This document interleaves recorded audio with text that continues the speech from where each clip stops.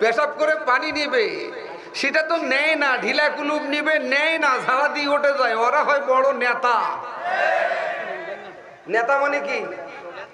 নেতা মানে ইমাম, ইমাম মানে নেতা। আজ ওনারা ফতোয়া দিতেছে মসজিদের ভিতরে কেন কোরআনের দার্স হবে, শুধু নামাজ কালাম এগুলো হবে। ওরা মনে করছে এটাই ইসলাম। অথচ নবী সাল্লাল্লাহু আলাইহি সাল্লাম মসজিদে নববীর ভিতরে সাহাবীদেরকে অস্ত্রের ট্রেনিং দিতেন। কাফেরদের সাথে মোকাবিলা কিভাবে করা যায়, বাতিলের সাথে কিভাবে মোকাবিলা করা যায়, মসজিদের ভিতরে সেই ট্রেনিং এর ব্যবস্থা করেছেন। সেই মসজিদে নববীর ভিতরে বসা নবীজি সাহাবীদেরকে বলছেন, আমি যে আয়াতে কারিমা তেলাওয়াত করেছি এই আয়াতের অর্থ কি তোমরা জানো? এক সাহাবী বললেন, ইয়া রাসূলুল্লাহ,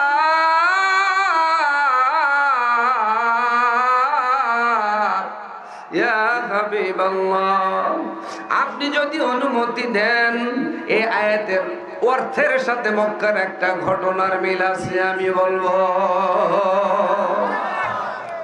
নবীজি বলছেন, সাহাবী দেরি করো না, খুব জলদি বলো। যিনি একথা বললেন বর্ণনাকারী, তখনও তিনি নন মুসলিম, মুসলমান হন নাই। বর্ণনা যখন করছেন, ইয়া রাসূলুল্লাহ, আপনার এক দ্বীনের রাজপথের লড়াকু সৈনিক, কোরআনওয়ালা, আল্লাহওয়ালা, রাসূলওয়ালা, তাকে আবু জেহেল এবং আবু জেহেলের নেতৃত্বে উতবা সাহেবা ধরলেন। অপরাধ তার একটা, কোরআনের আন্দোলন করা, ইসলামী আন্দোলন করা, আল্লাহর জমিনে আল্লাহর দ্বীন প্রতিষ্ঠিত করা, সংগ্রাম, লড়াই করা। আজকেও কোনো অপরাধ নাই, ওরা হাজারো লক্ষ কোটি অপরাধ করবে, ওরা অপরাধী হয় না, কিন্তু শুধুমাত্র কোরআনের যারা আন্দোলন করে সবচাইতে বড় অপরাধী আজকে তারা। কথা বলেন, কথা ঠিক কিনা? আমি ঘন্টাখানেক আলোচনা করতে চাই, রাজি আছেন তো? কারা কারা রাজি নেই একটু হাত তোলেন তো। আপনারা রাজি আছেন? সারা রাত আপনারা থাকেন, যুক্তিবাদী ভাই আছে ইনশাল্লাহ, খুব সুন্দর কথা বলবে। এটা তাকবীর দেন, লিল্লাহে তাকবীর, আরো জোরে লিল্লাহে তাকবীর। সাহাবী বলছেন, ইয়া রাসূলুল্লাহ, আপনার রাজপথের লড়াকু সৈনিক কোরআনওয়ালা, আল্লাহওয়ালা, রাসূলওয়ালারে ধরলেন। ধরার পরে মারপিট আরম্ভ করলেন। শরীর থেকে রক্তগুলো আল্লাহর জমিনে টস টস করে পড়ে। আমি দূর থেকে তাকিয়ে দেখছিলাম, আমি তখনও নন মুসলিম, নব মুসলিম। বলেন, ইয়া রাসূলুল্লাহ, আমি দূর থেকে তাকালাম, উতবা সাহেবা ডাক দিয়ে বলতেছেন, মুহাম্মাদের অনুসারীরে, আমাদের হাতে জীবন দিবি না, আল্লাহ আর তার নবী মুহাম্মদ রে ভুলে যাবে। বলছেন, আমি জীবন দেব, প্রয়োজন বোধে শহীদ হব, শহীদের মর্যাদা কামনা করি, তামান্না কামনা করি, কিন্তু বাতিল সরকারের কাছে, আবু জেহেলের কাছে মাথা নত ইতিপূর্বেও করি নাই, আজকেও করব না। মৃত্যুর এক সেকেন্ড জীবিত থাকা পর্যন্ত, এক সেকেন্ড আগেও তাদের কাছে মাথা নত করব না। এমন সিদ্ধান্তের কথা যখন জানিয়ে দিলেন, আবু জেহেল বলছেন, এই ছোট শাস্তি দিয়ে কাজ হবে? লিডার কি করতে হবে? লিডার ডিক্লারেশন দিয়া দিলেন, রে উতবারে সাহেবা, মারপিট করে রক্ত শরীর থেকে ঝরিয়ে ইসলামী আন্দোলন বন্ধ করা যাবে না। কি করতে হবে লিডার বলুন? বলতেছেন, ফাঁসির মঞ্চ তৈরি করো। এই যে আমরা দেখলাম ফাঁসির মঞ্চের যে কাহিনী, এ ফাঁসির মঞ্চ আজকের নয়, আজ থেকে ১৫০০ বছর পূর্বে। অপরাধ তার কোরআনের আন্দোলন করা, আল্লাহ এবং তার নবীকে মেনে নেওয়া। নিজামী, সাইদি, মুজাহিদ, গোলাম আজম সহ, কামরুজ্জামান, কাদের মোল্লা সহ তাদের একটা অপরাধ, শুধুমাত্র কেবলমাত্র কোরআনের আন্দোলন করা। যারা ঠিক বলেন এই তরিকাতে ভেজাল আছে, একটু আওয়াজ দিয়ে কথা বলেন, কথা ঠিক কিনা? ওনারা যদি ফাঁসির মঞ্চে জীবন দিতে দ্বিধা না করে, আমরা ঠিক বলতে কেন দ্বিধা আমাদের অন্তরে আসবে? কথা বলেন, কথা ঠিক কিনা? ওনারা জীবন দিয়েছেন, শহীদ হয়েছেন, শাহাদাতের পেয়ালা পান করেছেন, প্রয়োজন বোধে কোরআনের আন্দোলন করতে গিয়ে আমরাও শহীদ হতে চাই। কথা বলেন, ঠিক কিনা? বর্ণনাকারী বলেন, ইয়া রাসূলুল্লাহ, মারপিট যখন করতে লাগলো, শরীর থেকে চামড়াগুলো উঠতে লাগলো, শরীর থেকে রক্তগুলো আল্লাহর জমিনে টস টস করে পড়তে লাগলো। উতবা সাহেবা ডাকতে বলেন, ও মুহাম্মদের অনুসারীরে, এখনো সময় আছে, আমাদের হাতে জীবন দিবি না? আল্লাহ তার নবী মুহাম্মদ রে ভুলে যাবি? বলছেন, জীবন দিব, প্রয়োজন বোধে শহীদ হয়ে যাব, বিনিময়ে আমার আল্লাহ আর রাসূলকে ভুলে যাব না। এমন সিদ্ধান্তের কথা যখন জানাই দিলেন, আবু জাহেল ওপেনে ডিক্লারেশন দিলেন, রে উতবা, আরে সাহেবা, দেরি করো না, ফাঁসের মঞ্চ তৈরি করো। ফাঁসের মঞ্চ তৈরি করলেন। উতবা সাহেবা ফাঁসের মঞ্চে মুহাম্মদের অনুসারীকে নিয়ে আসলেন। দুই পাশে দুইটা হাত বেঁধে দিলেন, কালো কাপড় দিয়া চোখটা বেঁধে দিয়া গলায় রশি পরাই দিলেন। উতবা মঞ্চ থেকে নেমে গেলেন। সাহেবা ডাক দিয়ে বলেন, রে উতবা, ধারালো অস্ত্রটা দিয়ে দাও। এবার উতবা ডাক দিয়ে বলতেছেন, এখনো সময় আছে, ফাঁসের মঞ্চে জীবন দিবি না, আল্লাহ আর তার নবী মুহাম্মদ রে ভুলে যাবি। বলছেন, এমন একটা ফাঁসের মঞ্চ নয়, 1000 বছর যদি আমি জীবিত থাকি, আল্লাহ যদি আমাকে হায়াত দান করে, 1000 নয়, লক্ষ ফাঁসির মঞ্চে মুহাম্মদের কর্মী লক্ষবার জীবন দিবে, বাতিল সরকারের কাছে মাথা নত করবে না। সব ভুলিব কিন্তু তোমায় ভুলতে পারি না। বলেন, সব ভুলিব কিন্তু তোমায় ভুলতে পারি না, সব ভুলিব কিন্তু তোমায় ভুলতে পারি না। ভুলি নেই, ভুলবো না, ভুলতে পারি না, ভুলি নেই, ভুলবো না, ভুলতে পারি না। সব ভুলিব কিন্তু তোমায় ভুলতে পারি না।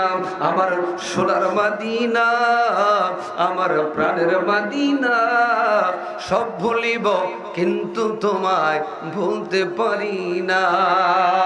সব কিছু ভুলে যাব, কিন্তু আমার মদিনাওয়ালাকে ভুলে যেতে পারি, পারবো ইনশাআল্লাহ।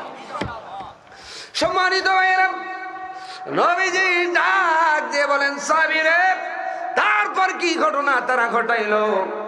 সাহাবী বলছেন, ইয়া রাসূলুল্লাহ, আমি দূর থেকে তাকালাম, আবু জাহেলের সাথে আমিও ছিলাম, উতবা সাহেবার সাথে আমি ছিলাম, একটু দূরে ছিলাম, দূর থেকে তাকালাম। উতবা ডাক দিয়ে বলেন, ফাঁসির মঞ্চে জীবন দিবি না, আল্লাহ আর তার নবী মুহাম্মদ রে ভুলে যাবি।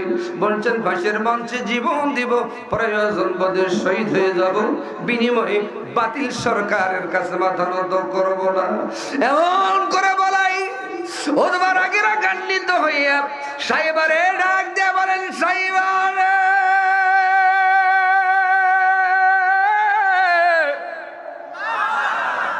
ধারালো অস্ত্রটা দে। ধারালো অস্ত্র নিলেন। বর্ণনাকারী বলেন, ইয়া রাসূলুল্লাহ, আমি দূর থেকে তাকালাম, উতবার হাতে ধারালো অস্ত্র, ডান হাতের বাহুর উপরে এমন একটা কষাঘাত করলেন। কষাঘাত করার সাথে সাথে হাতটা কেটে যখন মঞ্চে পড়ে গেল, থিমকি দিয়া রক্তগুলো বের হইতে লাগলো। আমি চোখের দিকে তাকাইলাম, মুখের দিকে তখন পর্যন্ত তাকাইলাম, চোখে পানি নাই, মুখে মিষ্টি হাসি দেখছিলাম। নবী কান্দে, নবীর সাহাবারাও কান্দে। আমরা নবীর সাহাবীর কথা শোনার পর চোখে পানি এসে যায়। কথা বলেন ঠিক কিনা? এই জন্য কবি বলেন, নবীজির কথা শুনে, বলেন, নবীজির কথা শুনে সবাই কান্দে, কিন্তু নবীর সমাজ গড়ার কাজে যত দ্বন্দ্ব মনে বাজে। নবীজির কথা শুনে, বলেন, নবীজির কথা শুনে সবাই কান্দে, কিন্তু নবীর রাষ্ট্র গড়ার কাজে যত দ্বন্দ্ব মনে বাজে। নবীর সমাজ, নবীর রাষ্ট্র গড়ার কথা বললে এক প্রকারের তথাকথিত মুসলিম নামধারী মুনাফিকের বাচ্চারা বলে, এখন হুজুরেরা রাজনৈতিক আলোচনা করে। কথা বলেন, কথা ঠিক কিনা? অথচ সূরা ফাতিহা পড়তে পারে না, বুম মারলেও পারে না। হুজুরদের আলোচনা দ্বারা ভুল ধরে তার দোকানের সমালোচনা করে, আমি আমার ভাষায় বলি এগুলো ফার্স্ট ক্লাস গ্যাজেটেড বেয়াদব। আর এই সমস্ত বেয়াদবদেরকে 16 বছরে থাপ্পড় হয় নাই, বাকি আছে একটা করে থাপ্পড় দিয়ে ইন্ডিয়া ভেদ করে পাকিস্তান পর্যন্ত পৌঁছার দরকার আছে না? না কষ্ট হবে? আসছি যখন কয়া যায়, আমি পাঁচ বিবিধ আরো অনেক কয়েক জায়গাত আছি, আজ শুধু ভূমিকা দিয়ে চলে যাচ্ছি। আসবেন তো ইনশাল্লাহ? এই যে নন্দাইল আছে না, ওখানে আছি, আসবেন ইনশাল্লাহ। আসবেন তো ইনশাল্লাহ। সম্মানিত ভাইয়েরা, নবীজি ডাক দিয়ে বলেন সাহাবীরে, তারপরে কি ঘটনা ঘটলো? নবী কান্দে, নবীর সাহাবারাও কান্দে। এবার বলছেন ইয়া রাসূলুল্লাহ, আমি দূর থেকে তাকালাম, উতবা মঞ্চ থেকে নামলো, সাইবা মঞ্চে উঠে গেল। ডাক দিয়ে বলেন মুহাম্মদের অনুসারী রে, একটা হাত কেটে দিয়েছি, এখনো একটা হাত দুইটা পা, জীবনটা জানটা তো ফাঁসির মঞ্চে বেঁচে আছে। বলতেছেন আরো একটা হাত দিব, দুইটা পা দেয়া দিব রে সাইবা, শহীদ হয়ে যাব ফাঁসির মঞ্চে। এরপরও বাতিল সরকারের কাছে মাথা নত হবে না। এমন ডিক্লারেশন দেওয়াই উতবারে ডাক দিয়ে বলেন, ভাই উতবারে,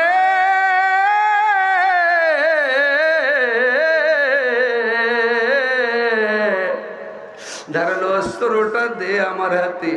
ধারালো অস্ত্রটা হাতে দেওয়া হলো। বর্ণনাকারী ডাক দিয়ে বলছেন ইয়া রাসূলুল্লাহ, আমি দূর থেকে তাকালাম, বাম হাতের বাহুর উপরে সাহেবা এমন ভাবে কষাঘাত করলেন, চোট মারলেন, একটা কষাঘাত করার সাথে সাথে হাতটা কেটে যখন মঞ্চে পড়ে গেল, থিমকি দিয়ে রক্তগুলো বেরোইতে লাগলো।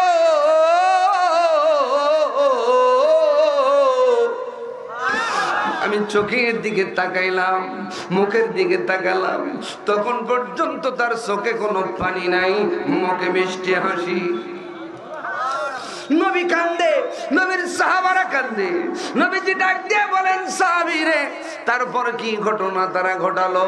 বলছেন ইয়া রাসূলুল্লাহ, ইয়া হাবিবাল্লাহ, উতবা সাইবা মঞ্চ থেকে নেমে যাওয়ায় রাষ্ট্রপতি নিজে আসলো মঞ্চে, এসে বলেন মুহাম্মদের অনুসারীরে, এখনো সময় আছে, আমার কাছে প্রাণ ভিক্ষা চা, আমি তোরে জানে বাঁচাই দিব।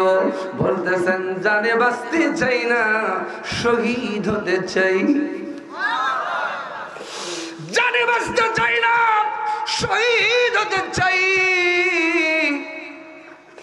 আবু জেহেল রে, তোর কাছে মাথা নত হবে না আমার। এমন ডিক্লারেশন দেওয়ায় আবু জেহেল রাষ্ট্রপতি ডাক দিয়ে বলতেছেন, উতবারে সাহেবা, ধারালো অস্ত্রটা দিয়ে দাও। বর্ণনাকারী বলছেন ইয়া রাসূলুল্লাহ, ইয়া হাবিবাল্লাহ, আমি দূর থেকে তাকালাম, আবু জেহেলের হাতে ধারালো অস্ত্র, ফাঁসির মঞ্চে রশি গলায় বসানো, কালো কাপড় দিয়ে মুখটা ঢাকানো, পা দুটোর পর্যন্ত আবু জেহেল এমন ভাবে কেটে দিলেন, দুইটা পা যখন মঞ্চে পড়ে গেল, থিমকি দিয়ে রক্তগুলো বেরোইতে লাগলো। নবী খান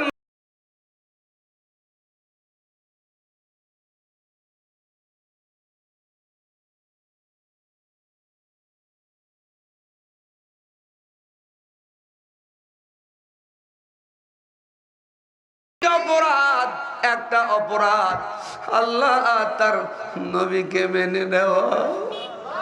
বিন্দু সাংবাদিক বন্ধুগণ, দোয়া পাওয়ার আশায় সালাম জানাচ্ছি। আসসালামু আলাইকুম ওয়া রাহমাতুল্লাহি ওয়া বারাকাতুহু। শুরুতে শুকরিয়া আদায় করছি রবের দরবারে, যিনি আসার বসার বলবার তৌফিক দান করলেন। আমি সহ আপনারা উচ্চ আওয়াজে উচ্চ শব্দে সকলেই বলুন আলহামদুলিল্লাহ। এটাই কি আপনাদের লাস্ট জোর না আরো আছে? জোরটা দেন দেখে আলহামদুলিল্লাহ। আমার মনে হয় আরো আছে, যেটা এখনো দেন নাই, দেন আলহামদুলিল্লাহ। দরুদ ও সালাম বর্ষিত হোক মানবতার নবী, বিশ্ব নবী, বিশ্ব নেতা, নেতাদেরও নেতা মুহাম্মদুর রাসূলুল্লাহ সাল্লাল্লাহু আলাইহি ওয়াসাল্লাম। সম্মানিত ভাইরা, আমি লম্বা ভূমিকা না টেনে খুতবা খুব সংক্ষেপ করে, যেহেতু প্রধান বক্তা 10টায় মঞ্চে আসবেন, আমি 1 ঘন্টা সময়ও পাবো না, এজন্য খুব শর্টলি আমি আপনাদের মাঝ থেকে বিদায় নিব ইনশাআল্লাহ। আমার আলোচনা তো আপনারা প্রায় প্রায় শুনেন, কিন্তু রুহুল আমিন যুক্তিবাদী তো আর আপনারা সবসময় পাবেন না। এই জন্য আমার মূল্যবান সময়টুকু ওনাকে আমি দিতে চাই। আলহামদুলিল্লাহ, এটা আপনাদের কষ্ট হবে কি? আলহামদুলিল্লাহ, আমি খুশি হলাম।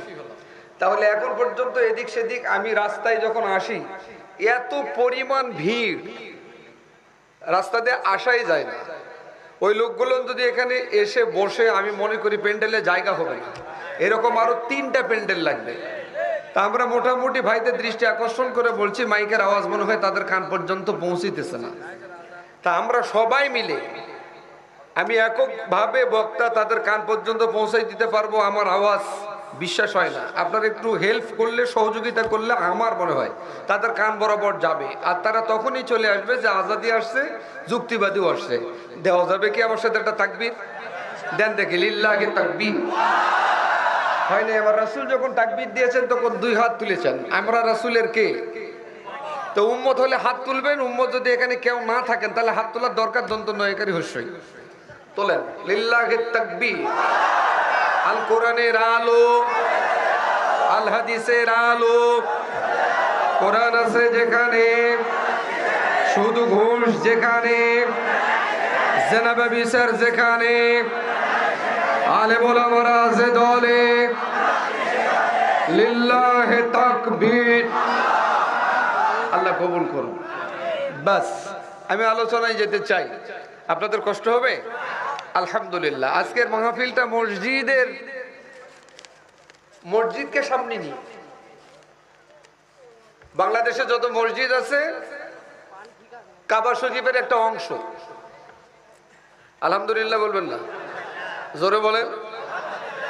তো সেই মসজিদে নববীর ভিতরে নবী সহ 25 জন সাহাবী বসা। আলহামদুলিল্লাহ।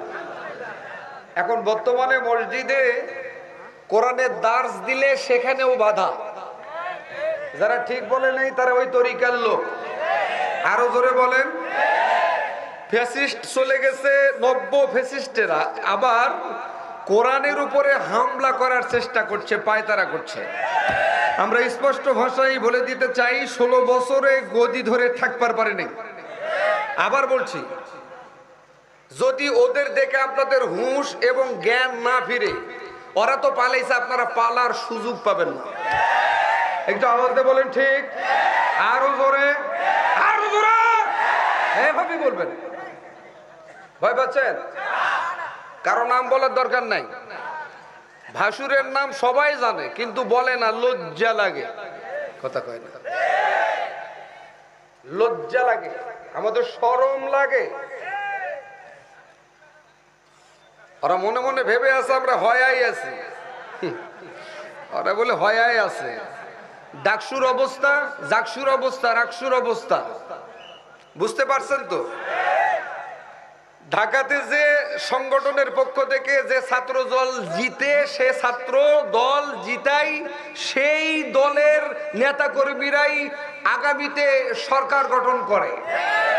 আপনারা বিশ্বাস করেন? ইনশাআল্লাহ বলেন ইনশাআল্লাহ।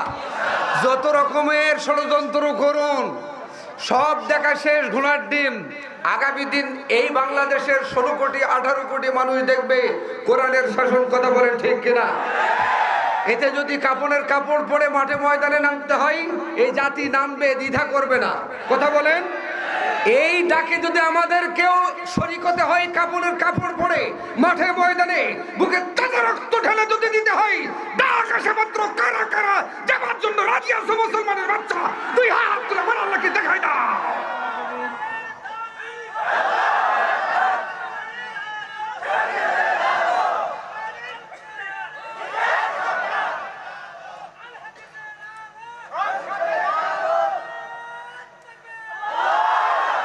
আলহামদুলিল্লাহ। কষ্ট হবে? আমি 1 মিনিট আপনাদেরকে কষ্ট দিব। বলবো? অনুমতি দিলেন? এই একবারে শর্ট করে উঠেন। সবাই দাঁড়ান, দাঁড়ান।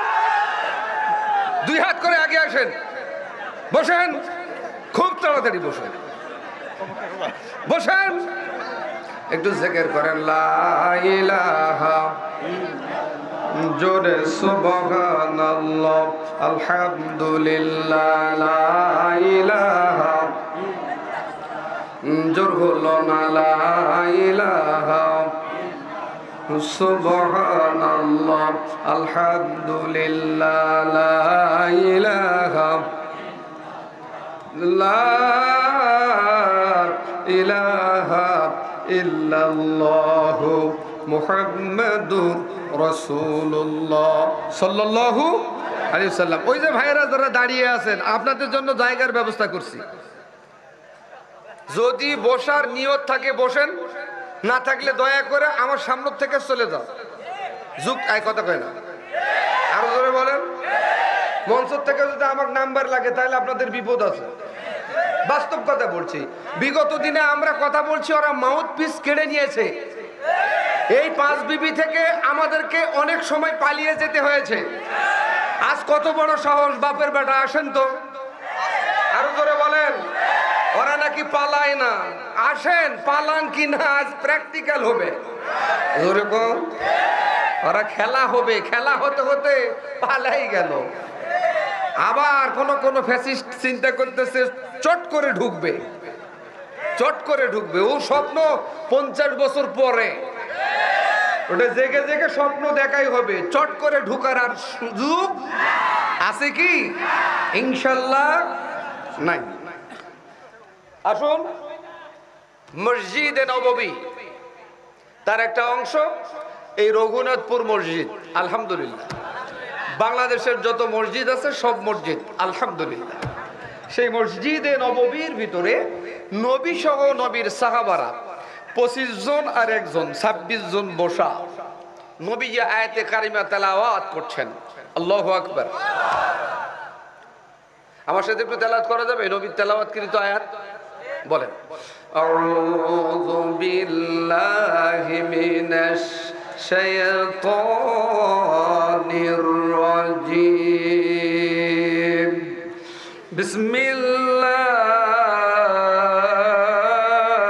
বিসমিল্লাহির রহমানির রহিম,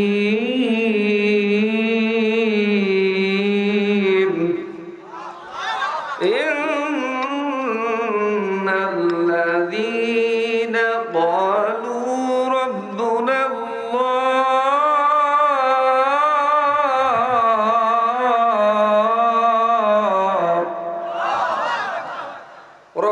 রাব্বুনাল্লাহু সুম্মা ইসতাকামু তাতানাজ্জালু আলাইহিমুল মালাইকাতু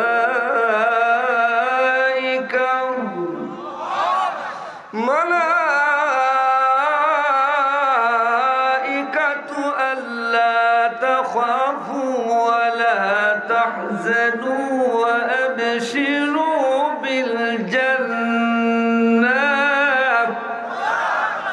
ওয়া আবশিরু বিল জান্নাতিল্লাতী কুনতুম তুআদুন।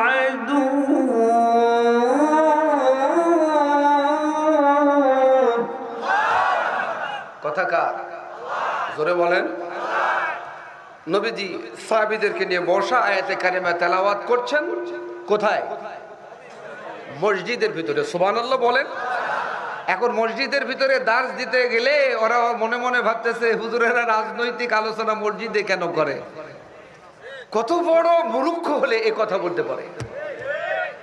সূরা ফাতিহা পড়তে পারে না, আলেম ওলামার আলোচনা করলে ভুল ধরে। এ পার্টি আছে না নাই?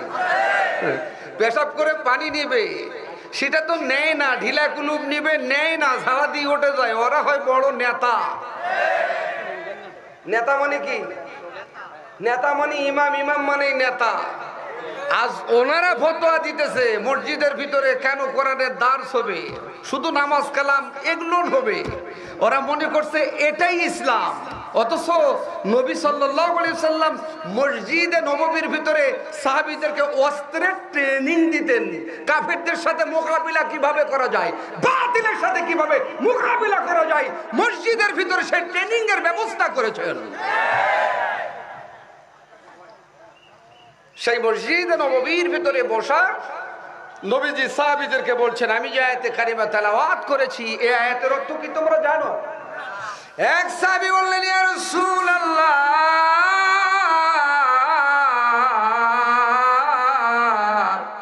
ইয়া হাবিবাল্লাহ, আপনি যদি অনুমতি দেন এই আয়াতের অর্থের সাথে মক্কার একটা ঘটনার মিল আছে আমি বলবো। নবীজি বলছেন, সাহাবী দেরি করো না, খুব জলদি বলো। যিনি একথা বললেন বর্ণনাকারী, তখনও তিনি নন মুসলিম, মুসলমান হন নাই। বর্ণনা যখন করছেন, ইয়া রাসূলুল্লাহ, আপনার এক দ্বীনের রাজপথের লড়াকু সৈনিক, কোরআনওয়ালা, আল্লাহওয়ালা, রাসূলওয়ালা, তাকে আবু জেহেল এবং আবু জেহেলের নেতৃত্বে উতবা সাহেবা ধরলেন। অপরাধ তার একটা, কোরআনের আন্দোলন করা, ইসলামী আন্দোলন করা, আল্লাহর জমিনে আল্লাহর দ্বীন প্রতিষ্ঠিত করা, সংগ্রাম, লড়াই করা। আজকেও কোনো অপরাধ নাই, ওরা হাজারো লক্ষ কোটি অপরাধ করবে, ওরা অপরাধী হয় না, কিন্তু শুধুমাত্র কোরআনের যারা আন্দোলন করে সবচাইতে বড় অপরাধী আজকে তারা। কথা বলেন, কথা ঠিক কিনা? আমি ঘন্টাখানেক আলোচনা করতে চাই, রাজি আছেন তো? কারা কারা রাজি নেই একটু হাত তোলেন তো। আপনারা রাজি আছেন? সারা রাত আপনারা থাকেন, যুক্তিবাদী ভাই আছে ইনশাল্লাহ, খুব সুন্দর কথা বলবে। এটা তাকবীর দেন, লিল্লাহে তাকবীর, আরো জোরে লিল্লাহে তাকবীর। সাহাবী বলছেন, ইয়া রাসূলুল্লাহ, আপনার রাজপথের লড়াকু সৈনিক কোরআনওয়ালা, আল্লাহওয়ালা, রাসূলওয়ালারে ধরলেন। ধরার পরে মারপিট আরম্ভ করলেন। শরীর থেকে রক্তগুলো আল্লাহর জমিনে টস টস করে পড়ে। আমি দূর থেকে তাকিয়ে দেখছিলাম, আমি তখনও নন মুসলিম, নব মুসলিম।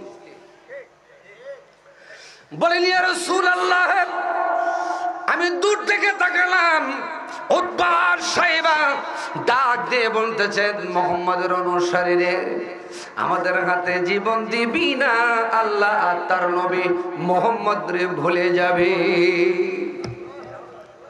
বলছেন, আমি জীবন দেব, প্রয়োজন বোধে শহীদ হব, শহীদের মর্যাদা কামনা করি, তামান্না কামনা করি, কিন্তু বাতিল সরকারের কাছে, আবু জেহেলের কাছে মাথা নত ইতিপূর্বেও করি নাই, আজকেও করব না, মৃত্যুর এক সেকেন্ড জীবিত থাকা পর্যন্ত, এক সেকেন্ড আগেও তাদের কাছে মাথা নত করব না।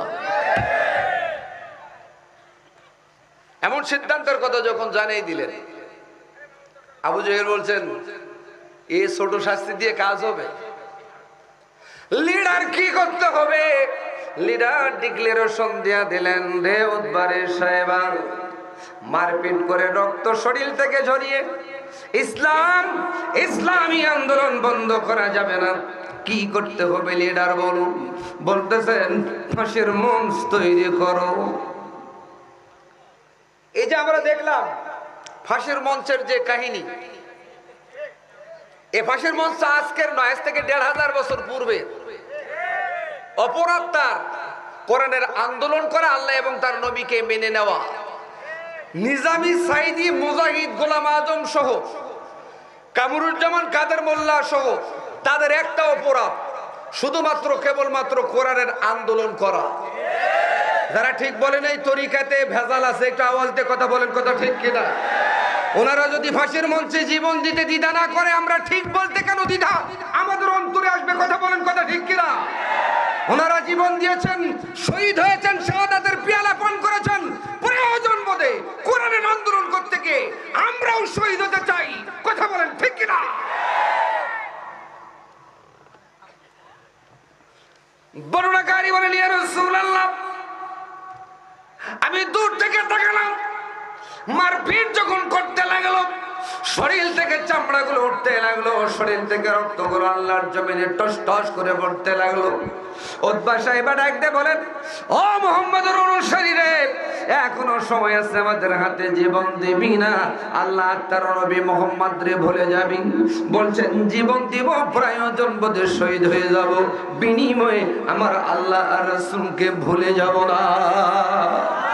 এমন সিদ্ধান্তের কথা যখন জানাই দিলেন, আবু জাহেল ওপেনে ডিক্লারেশন দিলেন, রে উতবা, আরে সাহেবা দেরি করো না, ফাঁসের মঞ্চ তৈরি করো। ফাঁসের মঞ্চ তৈরি করলেন। উতবা সাহেবা ফাঁসের মঞ্চে মুহাম্মদের অনুসারীকে নিয়ে আসলেন। দুই পাশে দুইটা হাত বেঁধে দিলেন, কালো কাপড় দিয়া চোখটা বেঁধে দিয়া গলায় রশি পরাই দিলেন। উতবা মঞ্চ থেকে নেমে গেলেন। সাহেবা ডাক দিয়ে বলেন, রে উতবা, ধারালো অস্ত্রটা দিয়ে দাও। এবার উতবা ডাক দিয়ে বলতেছেন, এখনো সময় আছে, ফাঁসের মঞ্চে জীবন দিবি না, আল্লাহ আর তার নবী মুহাম্মদ রে ভুলে যাবি।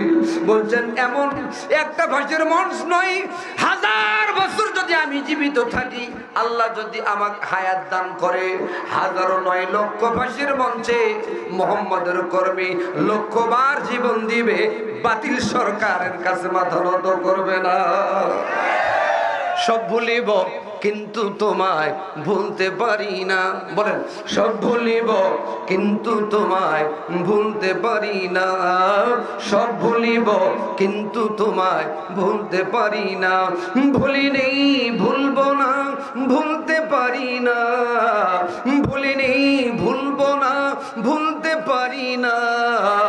সব ভুলিব কিন্তু তোমায় ভুলতে পারি না।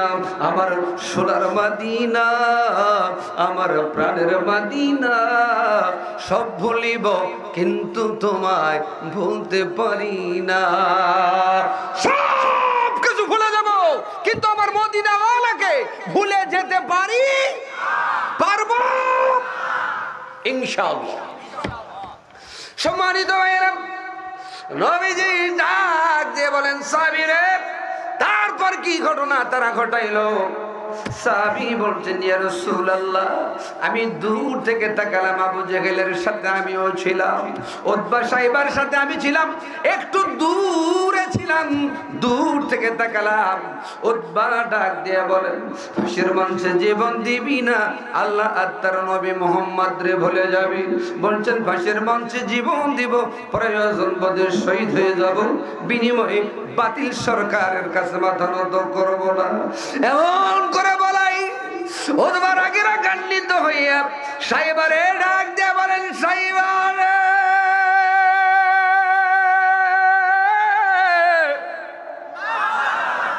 ধারালো অস্ত্রটা দে।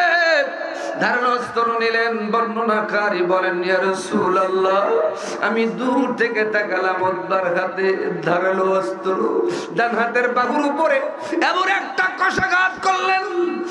কষাঘাত করার সাথে সাথে হাতটা কেটে যখন মঞ্চে পড়ে গেল, থিমকি দিয়া রক্তগুলো বের হইতে লাগলো। আমি চোখের দিকে তাকাইলাম, মুখের দিকে তখন পর্যন্ত তাকাইলাম, চোখে পানি নাই, মুখে মিষ্টি হাসি দেখছিলাম। নবী কান্দে, নবীর সাহাবারাও কান্দে। আমরা নবীর সাহাবীর কথা শোনার পর চোখে পানি এসে যায়। কথা বলেন ঠিক কিনা? এই জন্য কবি বলেন, নবীজির কথা শুনে, বলেন, নবীজির কথা শুনে সবাই কান্দে, কিন্তু নবীর সমাজ গড়ার কাজে যত দ্বন্দ্ব মনে বাজে। নবীজির কথা শুনে, বলেন, নবীজির কথা শুনে সবাই কান্দে, কিন্তু নবীর রাষ্ট্র গড়ার কাজে যত দ্বন্দ্ব মনে বাজে। নবীর সমাজ, নবীর রাষ্ট্র গড়ার কথা বললে এক প্রকারের তথাকথিত মুসলিম নামধারী মুনাফিকের বাচ্চারা বলে, এখন হুজুরেরা রাজনৈতিক আলোচনা করে। কথা বলেন, কথা ঠিক কিনা? অথচ সূরা ফাতিহা পড়তে পারে না, বুম মারলেও পারে না। হুজুরদের আলোচনা দ্বারা ভুল ধরে তার দোকানের সমালোচনা করে। আমি আমার ভাষায় বলি এগুলো ফার্স্ট ক্লাস গ্যাজেটেড বেয়াদব।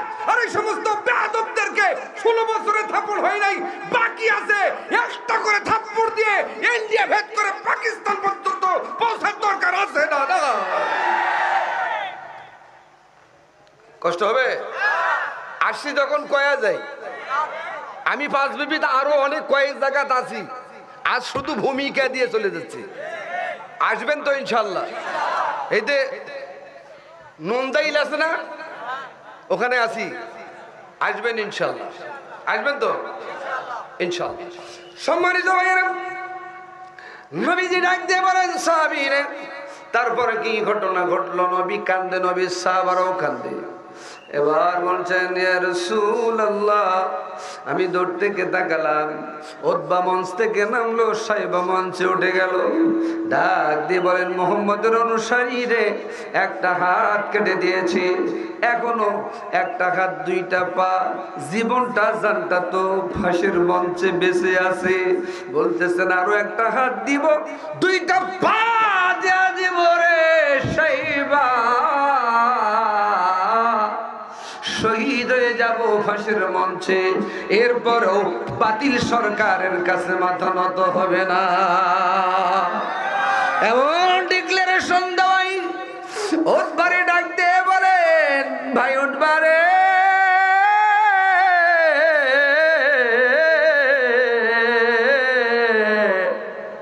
ধারালো অস্ত্রটা দে আমার হাতে।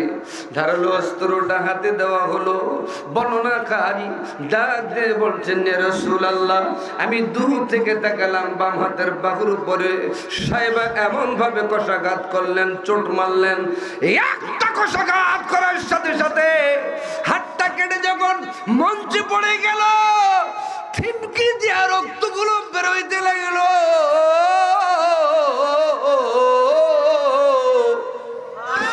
আমি চোখের দিকে তাকাইলাম, মুখের দিকে তাকালাম, তখন পর্যন্ত তার চোখে কোনো পানি নাই, মুখে মিষ্টি হাসি। নবী কান্দে, নবীর সাহাবারা কান্দে।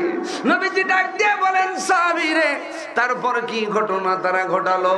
বলছেন ইয়া রাসূলুল্লাহ, ইয়া হাবিবাল্লাহ, উতবা সাইবা মঞ্চ থেকে নেমে যাওয়ায় রাষ্ট্রপতি নিজে আসলো মঞ্চে, এসে বলেন মুহাম্মদের অনুসারীরে, এখনো সময় আছে, আমার কাছে প্রাণ ভিক্ষা চা, আমি তোরে জানে বাঁচাই দিব। বলতেছেন জানে বাঁচতে চাই না, শহীদ হতে চাই। জানে বাঁচতে চাই না, শহীদ হতে চাই। আবু জেহেল রে, তোর কাছে মাথা নত হবে না আমার। এমন ডিক্লারেশন দেওয়ায় আবু জেহেল রাষ্ট্রপতি ডাক দিয়ে বলতেছেন, উতবারে সাহেবা, ধারালো অস্ত্রটা দিয়ে দাও। বর্ণনাকারী বলছেন ইয়া রাসূলুল্লাহ, ইয়া হাবিবাল্লাহ, আমি দূর থেকে তাকালাম, আবু জেহেলের হাতে ধারালো অস্ত্র, ফাঁসির মঞ্চে রশি গলায় বসানো, কালো কাপড় দিয়ে মুখটা ঢাকানো, পা দুটোর পর্যন্ত আবু জেহেল এমন ভাবে কেটে দিলেন। দুইটা পা যখন মঞ্চে পড়ে গেল, থিমকি দিয়া রক্তগুলো বেরোইতে লাগলো। নবী কান্দে, নবীর সাহাবারাও কান্দে। কি অপরাধ? একটা অপরাধ, কোরআনের আন্দোলন করা, আল্লাহ আর তার নবীকে মেনে নেওয়া। আজও ইসলামী নেতৃবৃন্দর কি অপরাধ? একটা অপরাধ, আল্লাহ আর তার নবীকে মেনে নেওয়া।